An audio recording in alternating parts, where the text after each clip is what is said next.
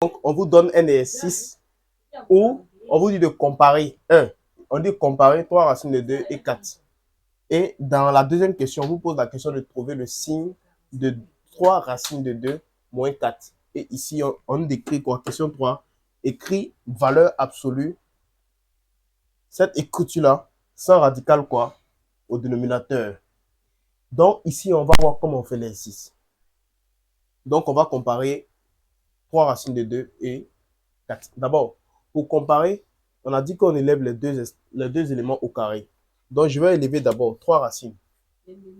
3 racines de 2 au carré. 3 racines de 2 au carré, là, ça me fait 3 racines de 2 fois 3 racines de 2.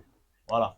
Donc, 3 racines de 2 fois 3 racines de 2, quand vous tapez à la machine, ici, ça me donne directement, d'abord 9 fois 9, 3 fois 3, ça fait 9. Racine de 2 fois racine de 2, ça fait racine de 4. Le carré annule la racine. Il va rester 2. Donc, ça fait 9 fois 2. 9 fois 2 qui fait 18. Voilà. 9 fois 2 qui fait 18. Donc, ici, j'élève aussi le 4 au carré. J'élève aussi le 4 au carré. Quand j'élève 4 au carré, ça me donne 4 fois 4, n'est-ce pas? 4 fois 4 qui fait... Et donc, quoi? Ça me donne 16. Donc, maintenant, après avoir trouvé le résultat, je vais élever quoi? Je vais comparer maintenant quoi? Les deux, le résultat de leur carré.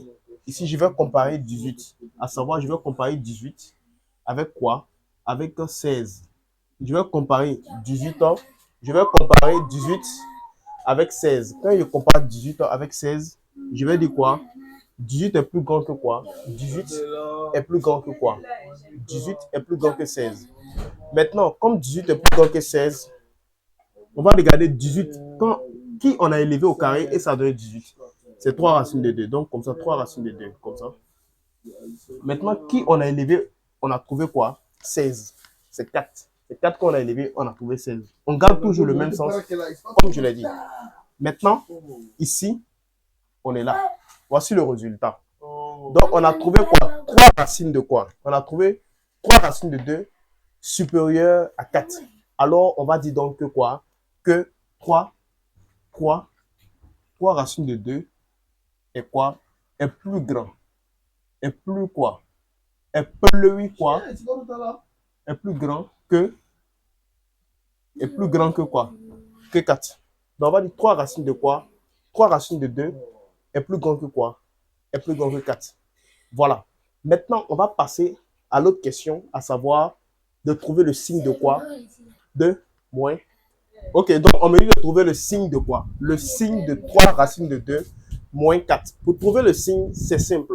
D'abord, on sait déjà que à la base, là, 3 racines, comme ce qu'on a vu tout de suite, 3 racines de quoi? 3 racines de 2 là est plus grand que quoi? Que 4. Comme 3 racines de 2 est plus grand que 4. Alors, qu'est-ce qu'on va faire donc?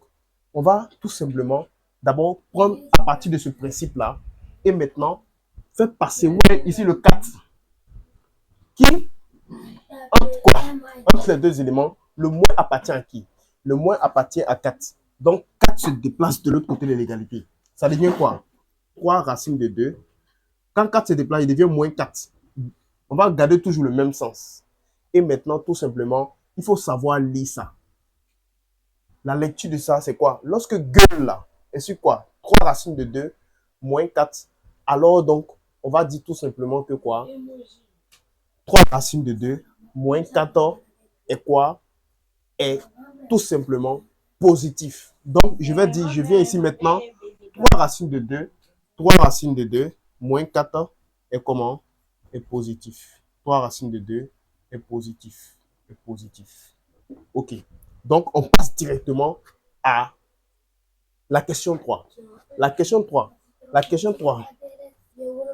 Ok. Donc, on va voir, on décrit valeur absolue de 3. On donne valeur absolue de 3 racines de 2 moins 4. On lui de l'écrire sans valeur absolue. D'abord, je tiens à préciser, pour écrire un élément sans valeur absolue, là, c'est simple. Il faut savoir que l'élément, lorsque l'élément qui est à l'intérieur, par exemple, vous avez 2.